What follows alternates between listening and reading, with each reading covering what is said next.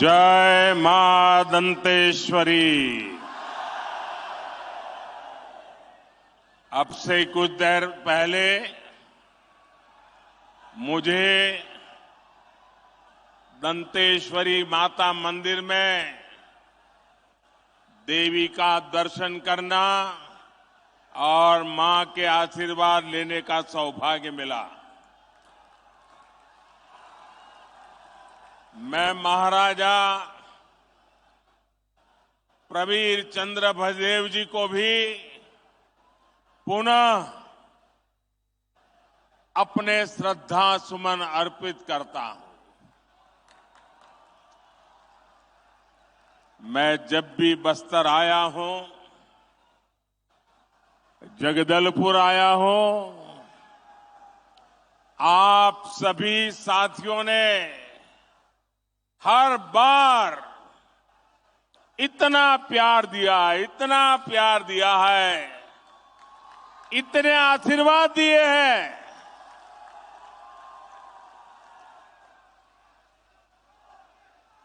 मैं इसका शब्दों में वर्णन नहीं कर सकता हूं। और जब भी बस्तर की धरती पे आना हो जाए और बलिराम कश्यप जी की याद ना आए, ये कभी हो नहीं सकता।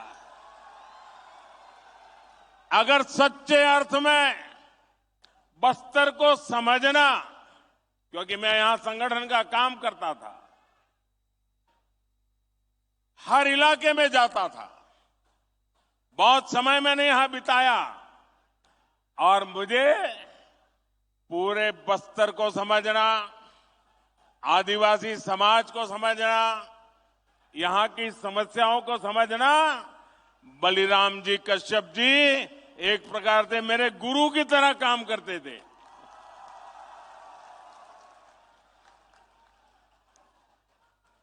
साथियों, मेरा निरंतर प्रयास है कि आपके इस आशीर्वाद को यहां का विकास करके लौटाऊं, दिन रात परिश्रम करके, आपकी सेवा करके ये कर्ज मैं चुका सकूं। मेरे परिवारजनों, कांग्रेस ने सिर्फ 5 वर्ष में छत्तीसगढ़ की जो हालत कर दी है, उसे पूरा देश देख रहा है।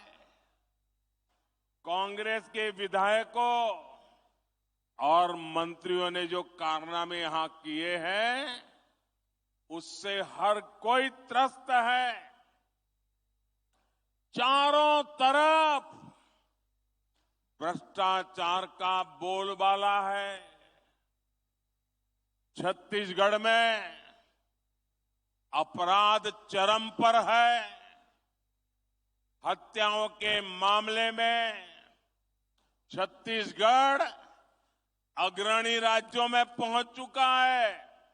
कभी कभी तो लगता है राजस्थान और छत्तीसगढ़ के बीच स्पर्धा चल रही है कि कहां सबसे ज्यादा हत्याएं होती है, कहां सबसे ज्यादा लूट होती है, कहां सबसे ज्यादा महिलाओं पर अत्याचार होते हैं।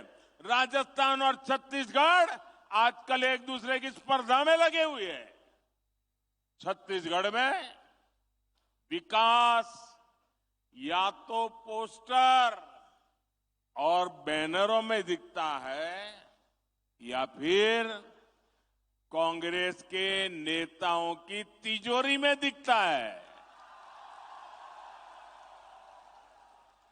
कांग्रेस ने छत्तीसगढ़ को अगर दिया है तो वो है झूठा प्रचार और घोटालेबाज सरकार। झूठे प्रचार की आड़ में ये लोगों की आंख में धूल झोंकते हैं और आकंठ भ्रष्टाचार करते हैं। इसलिए आज छत्तीसगढ़ के कोने कोने से एक ही आवाज आ रही है। हर कोने से छत्तीसगढ़ का हर एक व्यक्ति एक ही बात कह रहा है। छत्तीसगढ़ कह रहा है, आओ नहीं सहिबो, आओ नहीं सहिबो, बदल के रहिबो, बदल के रहिबो, आओ नहीं सहिबो, बदल के रहिबो। मेरे परिवारजनों, ये बस्तर, ये दंडकारण्य आज बना हो ऐसा नहीं है। यहां आदिवासी मेरे भाई बहन, मोदी प्रधानमंत्री बना उसके बाद आकर के नहीं बसे हैं। भाजपा की सरकार बनने के बाद ये मेरे आदिवासी भाई बहन नहीं आए। अरे यहां के लोग तो तब भी थे जब प्रभु श्री राम यहां आए थे। मेरे आदिवासी भाई बहन चाहते थे, इसलिए ही अटल जी की सरकार ने अलग छत्तीसगढ़ का निर्माण किया। भाजपा सरकारी थी, अटल जी की सरकार थी, जिसने केंद्र में अलग जनजातीय अलग मंत्रालय बनाया, जनजातीय विकास के लिए अलग बजट बनाया और जनजातीय विकास के लिए पूरी सरकार के अंदर एक विभाग खड़ा कर दिया।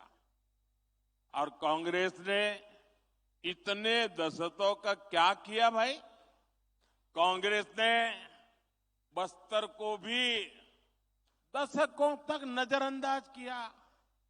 आप लोगों की परवाह ही नहीं की।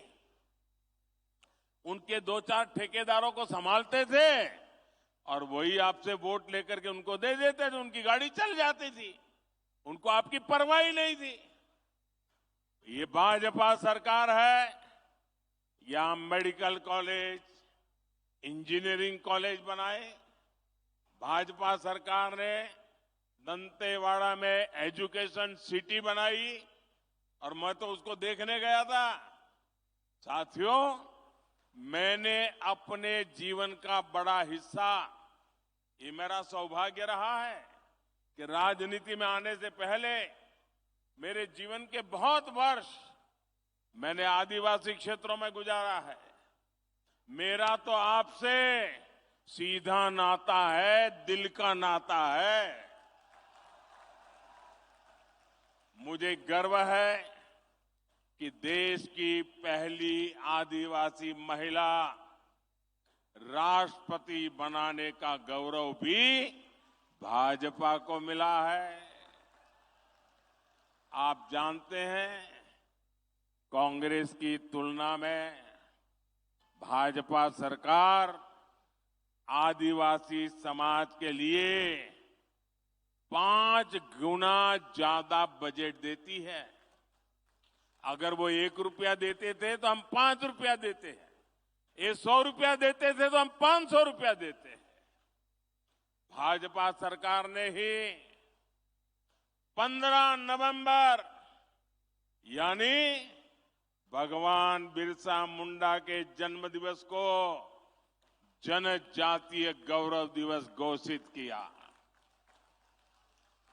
हमारी सरकार आदिवासी सेनानियों और क्रांतिवारों को समर्पित स्वतंत्रता सेनानी म्यूजियम बनवा रही है।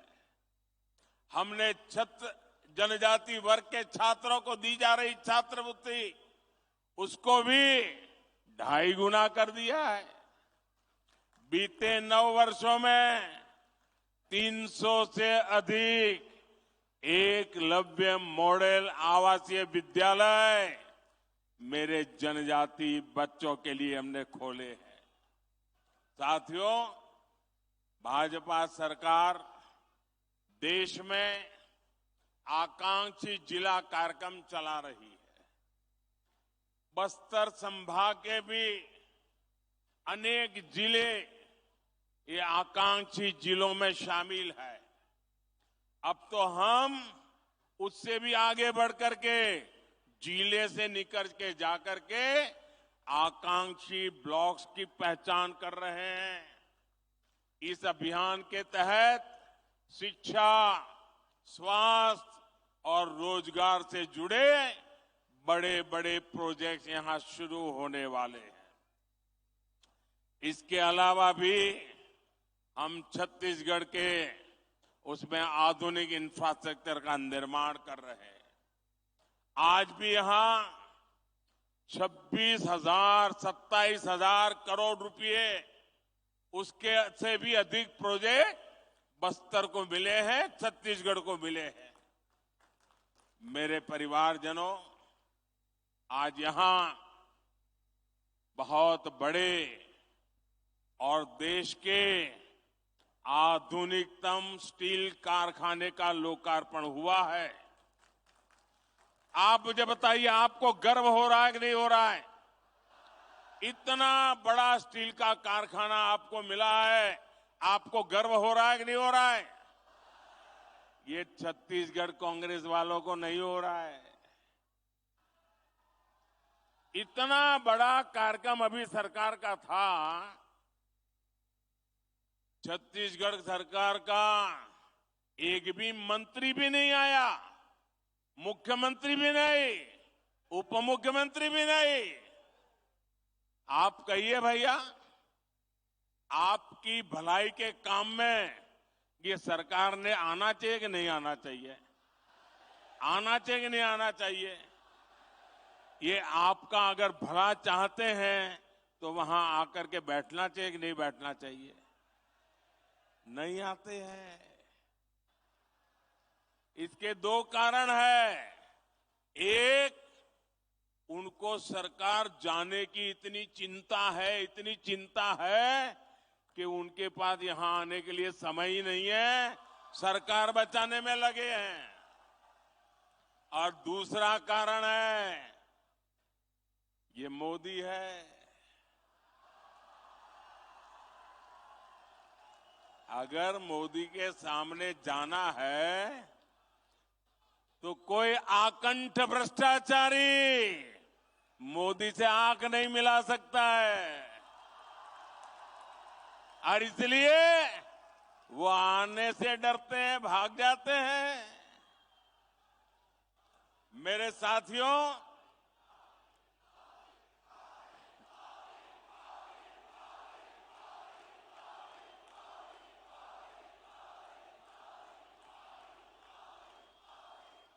ये स्टील का कारखाना, मुझे याद है हमारे बलिराम जी कश्यप उस जमाने से हमें क्या करते थे। इस कारखाने की मांग आप सभी दशकों से कर रहे थे। हमारी जब मुख्यमंत्रियों की मीटिंग होती थी, मैं गुजरात से मुख्यमंत्री के नाते मीटिंग में आता था दिल्ली में, रमन सिंह जी छत्तीसगढ़ के मुख्यमंत्री के नाते आते थे और हर मीटिंग में रमन सिंह जी स्टील के कारखाने के लिए जोर से आवाज उठाते थे। आपकी आवाज वो वहां पहुंचाते थे। लेकिन आप जानते हैं कांग्रेस ने ये मांग क्यों नहीं मानी? इसके पीछे कांग्रेस के कट, कमीशन और करप्शन की बोलबाला थी, सोच पड़ी थी। लंबे समय तक कांग्रेस की नीति रही है, क्या करते थे? कच्चा माल विदेश भेजो और फिर उसी कच्चे माल से बना महंगा सामान महंगे पैसे देकर के आयात करो। कहते हैं ना, गेहूं बाहर भेजो और फिर ब्रेड बना करके लाओ। क्या ऐसा कोई करता है भाई? ऐसा कोई करता है क्या? आप मुझे बताइए, आप जो घर में चावल खाते हैं तो क्या ऐसा कोई करता है कि पहले उसका धान विदेश भेजा जाता है, फिर वो धान विदेश में धुला जाता है, फिर वो धान विदेश में साफ किया जाता है, फिर धान को वहीं विदेश में भी पकाया जाता है और फिर वो पका पकाया चावल आपको खाने के लिए मिल जाता है। ऐसा कभी होता है क्या? आप अपना धान अपना चावल खुद ही करते कि नहीं करते हैं? आप धान भी यही उगाते हैं, उसे साफ भी यही करते हैं, यही पकाते हैं और यही अपने घर में खाते भी हैं। लेकिन कांग्रेस को ये करने में कट की कट हो जाती है, कमीशन नहीं मिलता है। इसलिए क्या किया उन्होंने? ये हमारे इलाके में जो आयन और है ना, ये दुनिया का उत्तम से उत्तम आयन और है, दुनिया का। ये हमारे बस्तर में है। लेकिन ये क्या करते थे? आयन और में से स्टील यहां बनाने के बजाय, जिसका कोई हिसाब किताब न हो, कितना माल निकाला पता न चले, जितना उठा सकते हो उठाओ, विदेश भेज दो और बीच में मलाई खा लो। कोई भी सरकार होती तो उसकी प्राथमिकता होती कि यहां बस्तर में ही स्टील का कारखाना लगाए। लेकिन कांग्रेस ने यहां से कच्चा माल निकाला और फिर कच्चा माल ही विदेश भेज दिया। इसमें कांग्रेस के नेताओं ने कमाया, यहां के नौजवानों को कुछ नहीं मिला। बस्तर के नौजवान मजदूरी करने के लिए दूसरे राज्यों में जाने के लिए मजबूर हो गए। लेकिन भाइयों बहनों, ये मोदी है, आपके बीच में पला बड़ा है, इसलिए आपका ही सोचता है। गरीब की चिंता, गरीब के हित, यही मोदी के दिमाग में भरा पड़ा रहता है। इसलिए हमने दिल्ली में, मुझे आपने सेवा करने का मौका दिया, हमने बस्तर में स्टील कारखाने का काम तेजी से पूरा करवाया। भाजपा सरकार ने लगभग 24,000 करोड़ रुपए स्टील के कारखाने पर लगाए। इससे इस क्षेत्र के 50-55 हजार साथियों को रोजगार मिलना तय हुआ है। सरकार ने यह भी तय किया है कि स्टील की जो प्लांट की क्षमता है उसको और बढ़ाना है, मुझे और पूंजी लगानी है ताकि ज्यादा लोगों को काम मिले। यानी स्टील प्लांट पर अब जी हजारों करोड़ रुपयों का और निवेश होने वाला है। और जब ज्यादा निवेश होगा और बड़ा कारखाना होगा तो पूरे विस्तार की किस्मत और तेजी से बदलने वाली है। अब मैं आपको बताता हूं, मेरे यहां गुजरात में स्टील बनाने का एक कारखाना है। वहां तो आयरन और भी नहीं है, हम बाहर से लाते हैं। लेकिन स्टील कारखाना होने के कारण कार बनाने के अनेक कारखाने वहां लग गए, गाड़ियां बनाने, क्योंकि स्टील की उनको जरूरत थी, पास में ही मिल जाता था। अब यहां स्टील बन रहा है ना, और भी कारखाने यहां लगने वाले हैं। और यहां पर करीब 1.5 लाख साथियों के लिए नौकरी की, रोजगार की संभावना बनेगी। और मेरे शब्द लिखिए भैया, आज छत्तीसगढ़ का नौजवान रोजगार के लिए बाहर जाता है, एक दिन ऐसा आएगा हिंदुस्तान के नौजवान रोजगार के लिए बस्तर आना चाहेंगे, बस्तर आना चाहेंगे। आप कल्पना कर सकते हैं, मोदी अगर ये काम कर देगा तो कांग्रेस के लोगों के लिए भ्रष्टाचार के रास्ते रुक जाएंगे। खदान में से जो माल खाते थे उस पर मोदी ने ताला लगा दिया और इसलिए छटपटा रहे हैं। आज भी कितनी झूठी बातें फैलाई, लेकिन आपने उन पर ये तमाचा मारा। इतनी पब्लिक आकर के आपने उनको तमाचा मारा है। झूठी बातें फैलाकर इनका इरादा समझिए। बस्तर के मेरे नौजवानों, इनका इरादा समझिए। ये झूठी बातें फैलाकर ये स्टील प्लांट को भी हड़पना चाहते हैं। इस स्टील प्लांट को भी कांग्रेस ही अपने बच्चों, अपने रिश्तेदारों की तिजोरी भरने का माध्यम बनाना चाहते हैं। लेकिन मेरे बस्तर के भाइयों बहनों, ये मोदी की गारंटी है, ये मोदी नहीं होने देगा। ये बस्तर का स्टील प्लांट आपका है, बस्तर के लोगों का है। इस स्टील प्लांट के मालिक मेरे बस्तर के लोग हैं, मेरे छत्तीसगढ़ के लोग हैं। मोदी इसका मालिक नहीं है। मोदी इसका मालिक नहीं है और न ही कोई दूसरा नेता, कोई कांग्रेसी को मैं इसका मालिक बनने देने वाला हूं।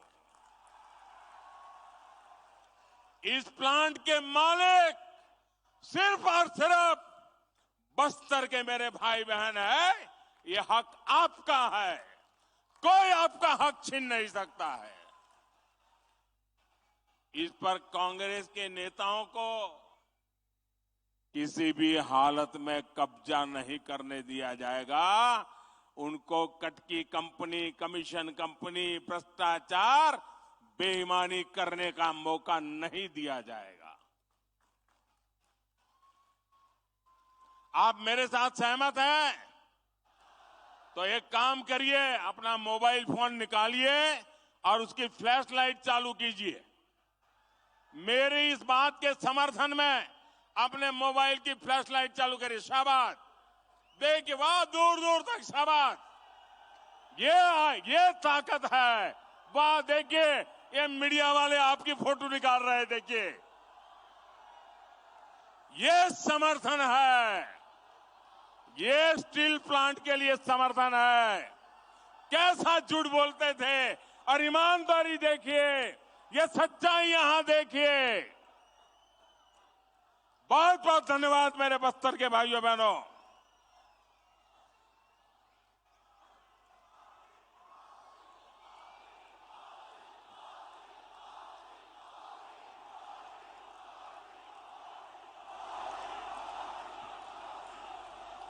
मेरे परिवारजनों,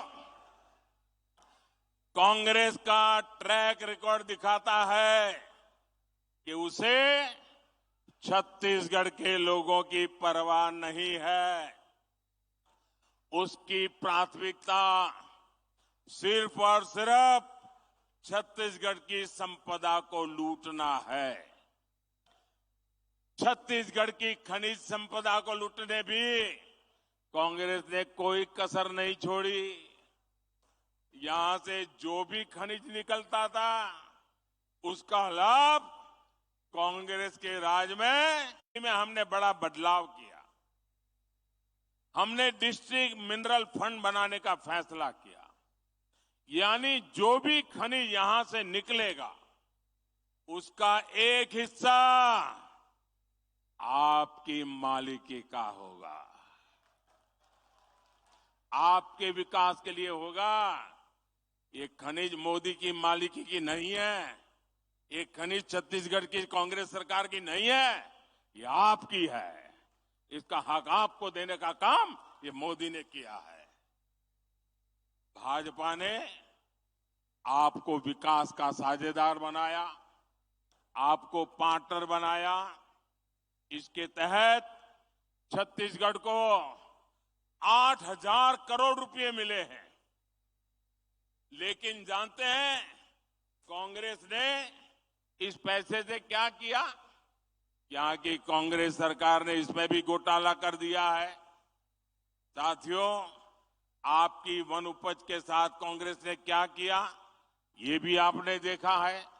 वन उपज तो हमारे जनजातीय समाज के आर्थिक जीवन का बहुत बड़ा हिस्सा रहा है।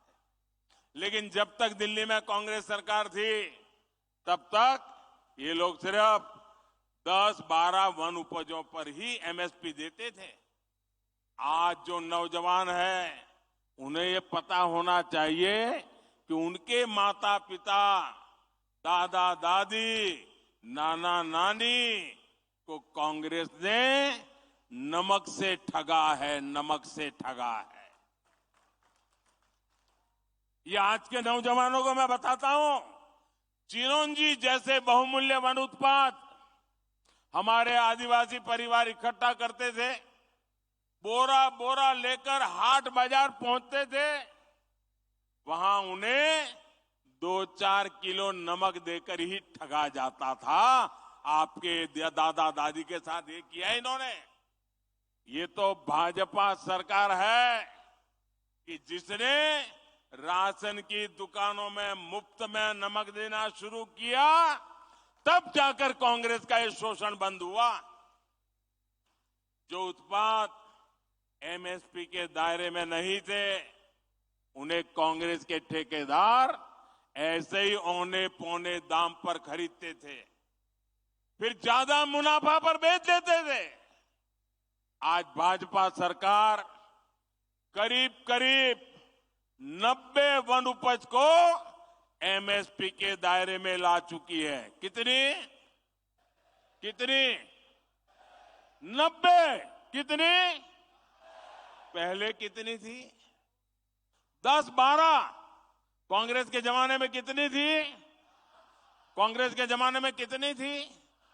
मोदी कितना पहुंचाया? मोदी ने कितना पहुंचाया? ये आपके प्रति जो प्यार है ना, उसके कारण होता है। भाजपा सरकार ने वन धन केंद्र बनाकर वन उपज के बेहतर दाम देने का रास्ता खोला है। आज छत्तीसगढ़ के हजारों आदिवासी बहनों भाइयों को वन धन केंद्रों में रोजगार मिला है। साथियों, कांग्रेस की सरकार ने यहां तेंदुपत्ता संग्राहकों के साथ क्या किया था, ये भी आप अच्छी तरह जानते हैं। भाजपा सरकार ने तेंदुपत्ता के काम से जुड़े परिवारों के लिए जो भी कल्याणकारी कार्यक्रम बनाए थे, वो कांग्रेस ने बंद कर दिए। बोनस कभी मिलता है, कभी नहीं मिलता, मिलता है तो कम मिलता है, और पाना है तो कांग्रेस वाले का कुर्ता पकड़ के जाना पड़ता है, उसके जेब में कुछ डालना पड़ता है। तेंदुपत्ता की खरीदी कभी होती है, कभी नहीं होती है। आदिवासियों का ऐसा शोषण अब छत्तीसगढ़ में नहीं चलेगा। जैसे ही यहां भाजपा सरकार बनेगी, वैसे ही तेंदुपत्ता संग्राहकों के लिए के पहले की तरह ही बेहतर व्यवस्था बनाई जाएगी। साथियों, मैं आज छत्तीसगढ़ के धान किसानों को भी मेरे दिल की एक बात बताना चाहता हूं। कांग्रेस आपको धान की कीमतों के नाम पर धोखा दे रही है, झूठ बोल रही है। सच्चाई ये है कि छत्तीसगढ़ के धान किसानों का दाना दाना याद रखेंगे। मैं जो कह याद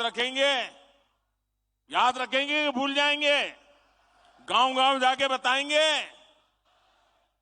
छत्तीसगढ़ के धान किसानों का दाना दाना केंद्र सरकार खरीदती है, मोदी सरकार खरीदती है। भाजपा सरकार ने 1 लाख करोड़ रुपए छत्तीसगढ़ के धान किसानों को दिए हैं। यहां पर जब भाजपा सरकार बनेगी तो धान किसानों का पूरा पूरा ध्यान रखने की गारंटी ये मोदी की गारंटी है। मेरे बस्तर के भाइयों बहनों, मेरे छत्तीसगढ़ के भाइयों बहनों, मेरे छत्तीसगढ़ के नौजवान, मेरे बस्तर के नौजवान, मोदी आज कहने आया है, आप मेरे शब्द लिख करके रखिए, आपका सपना ही मोदी का संकल्प है। यही मोदी की गारंटी है। आज बस्तर सहित पूरे देश में आयुष्मान भारत योजना के तहत हेल्थ एंड वेलनेस सेंटर बने हैं। मकसद ये है कि दूर सुदूर की मेरी आदिवासी बहनों को इलाज के लिए नजदीक ही सुविधा मिले।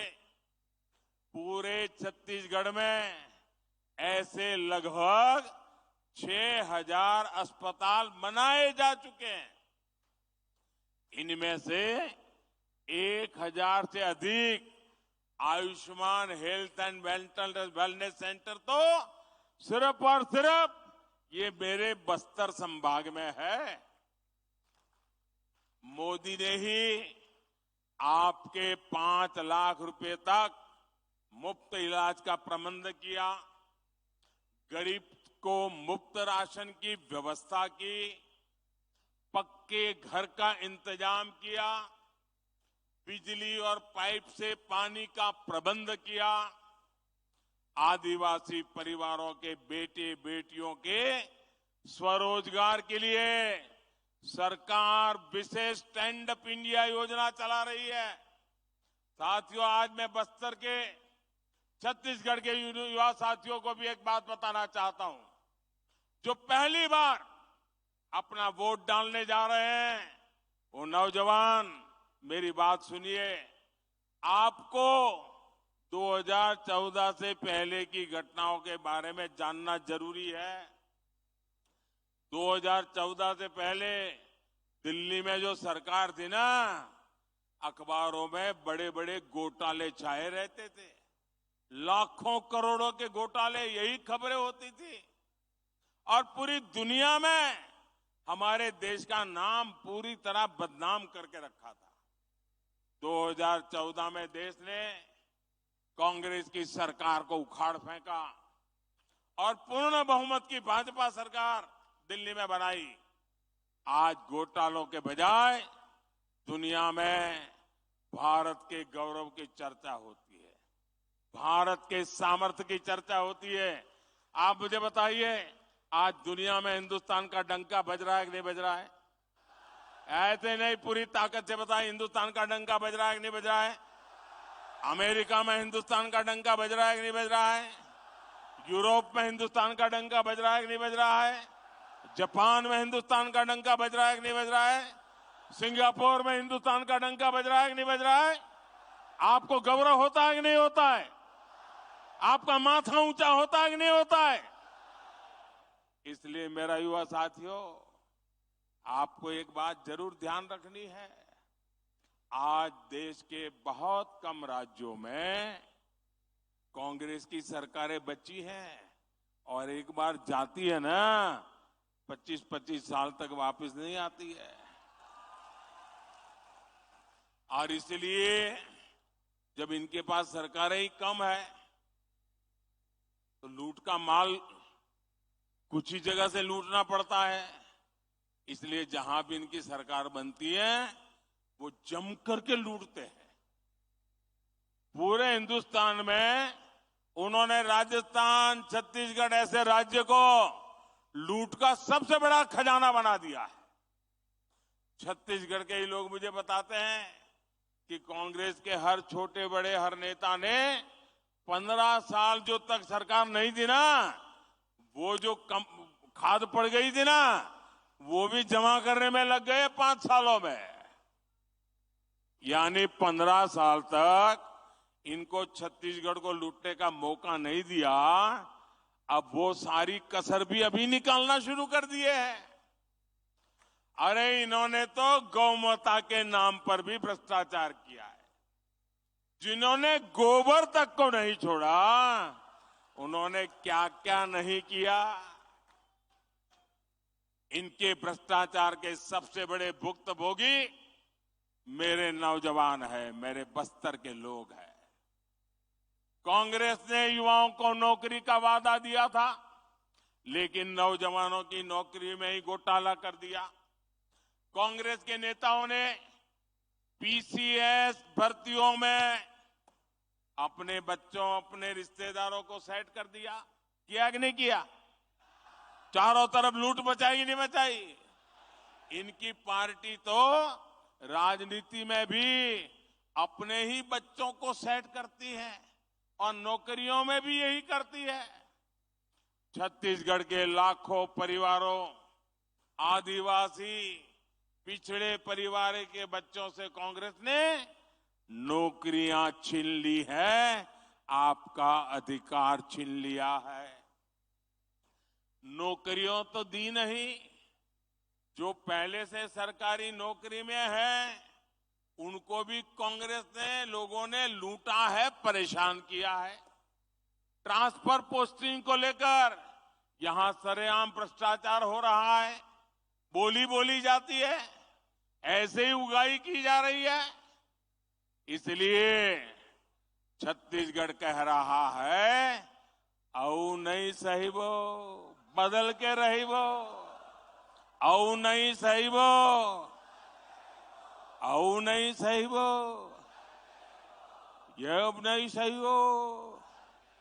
साथियों, आप आश्वस्त रहिए, आप कांग्रेस की सरकार बदलिए, भाजपा इस पूरे लूट तंत्र को बदल देगी। ये कांग्रेस ने लोकतंत्र को लूट तंत्र बनाया है और प्रजातंत्र को परिवार तंत्र बना दिया है। भाजपा सरकार बनते ही पीसीएस घोटाले की जांच होगी। गुनहगार भी कितना ही ताकतवर हो, मोदी उसको जेल में डाल करके ही रहेगा।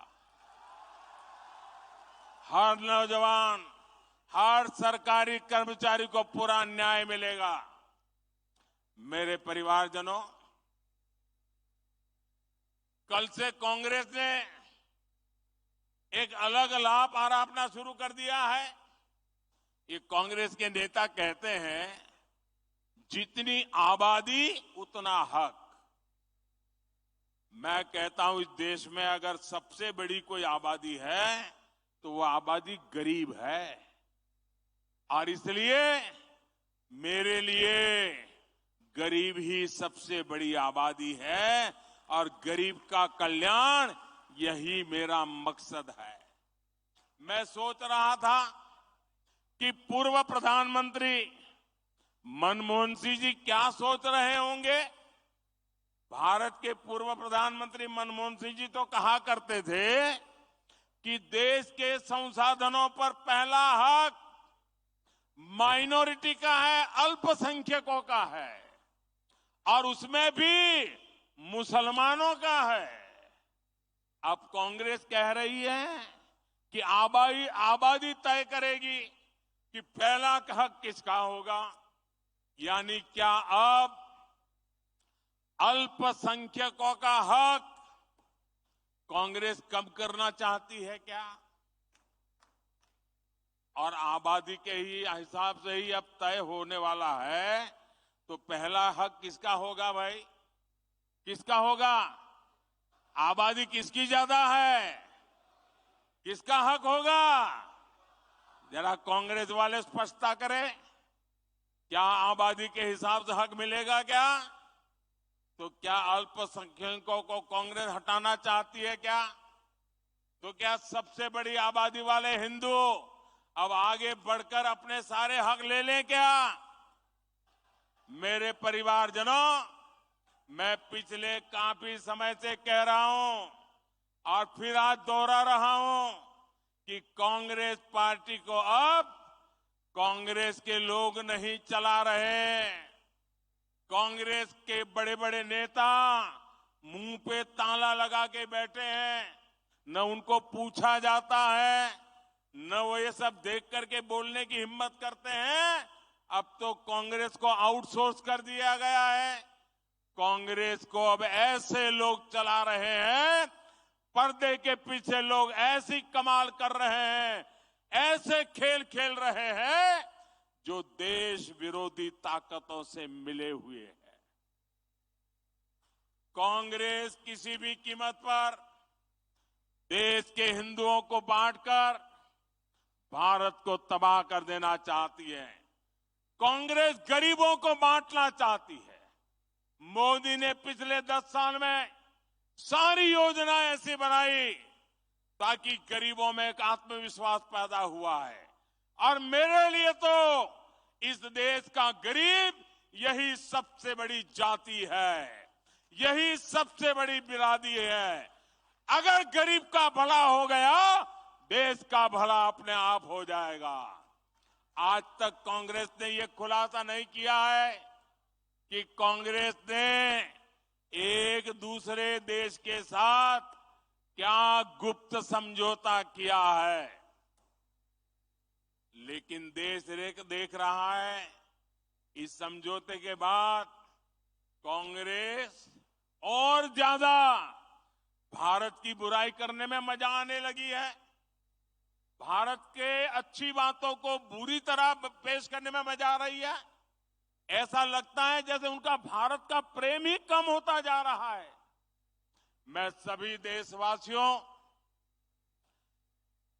आपको आगाह करता हूं, कांग्रेस और उसके सहयोगियों की इस नई साजिश हमें सतर्क रहना चाहिए। और अगर हक की बात करनी है तो मैं कहूंगा कि इस देश के संसाधनों पर पहला हक भारत के गरीब का है। गरीब चाहे वो दलित हो, गरीब चाहे वो पिछड़ा हो, गरीब चाहे आदिवासी हो, गरीब चाहे सामान्य वर्ग से हो, हमें सबसे बड़ी जाति मेरे लिए गरीब है। हमें गरीब की चिंता करनी है, हमें गरीब का जीवन बदलना है। कांग्रेस देश के लोगों में आपसी खाई बढ़ाना चाहती है, वैर भाव बढ़ाना चाहती है। इसलिए कांग्रेस अब पूरी नई भाषा बोलने लगी है। मेरे परिवारजनों, कांग्रेस के दशकों के शासन ने देश को सिर्फ गरीबी दी है। कांग्रेस ने समाज को जाति के आधार पर बांटने का ही काम किया है ताकि इनका वोट बैंक सुरक्षित रहे। कांग्रेस आज भी इसी काम में जुटी है। आज भी यहां छत्तीसगढ़ में अलग अलग समाज अपने हक के लिए आवाज उठा रहे हैं, लेकिन कांग्रेस की सरकार साजिश के तहत उन्हें जेल में डाल देती है, उनकी आवाज को दबाने में जुटी है। दूसरी तरफ भाजपा सरकार सामाजिक न्याय के लिए पूरी तरह समर्पित है। हाल में ही संसद में महरा समाज को एससी वर्ग का दर्जा दिया गया है। इस समाज की यह मांग भाजपा सरकार ने पूरी की है। वर्षों तक अपने अधिकारों से वंचित रहे आवारा आदिवासी वर्गों को एससी का दर्जा देकर भाजपा सरकार ने एक ऐतिहासिक निर्णय लिया है। यानी जिनकी सूद कांग्रेस ने कभी नहीं ली, उनको हक देने में भाजपा हमेशा आगे रही है। मोदी की गारंटी मतलब हर गारंटी पूरा होने की गारंटी। कांग्रेस ने महिलाओं को भी दशकों तक आरक्षण के बिना धोखे में रखा। नारी शक्ति वंदन अधिनियम, आदिवासी बेटी हमारी माननीय राष्ट्रपति द्रौपदी मुर्मू जी के हस्ताक्षर से कानून बन गया है। अब यहाँ के एससी एसटी समाज सहित सभी बहनों के लिए विधानसभा और लोकसभा में 33% सीटें आरक्षित हो गई है। इसलिए कांग्रेस के कुशासन को हटाना है और भाजपा के सुशासन को लाना है। इसलिए पूरे बस्तर को, जगदलपुर को, छत्तीसगढ़ को आज एक संकल्प लेना है, यहां कांग्रेस के कुशासन को हटाएंगे और भाजपा के सुशासन को लाएंगे। जब विकास का डबल इंजन यहां फिर लगेगा, यहां भाजपा का मुख्यमंत्री बनेगा, तो फिर से छत्तीसगढ़ विकास की नई रफ्तार पकड़ेगा। एक बार फिर इतनी बड़ी तादाद में आए, आपने आशीर्वाद दिए, मैं आपका हृदय से बहुत बहुत आभार व्यक्त करता हूं। बहुत बहुत धन्यवाद। दोनों हाथ ऊपर करके बोलिए भारत माता की, भारत माता की, भारत माता की। बहुत बहुत धन्यवाद।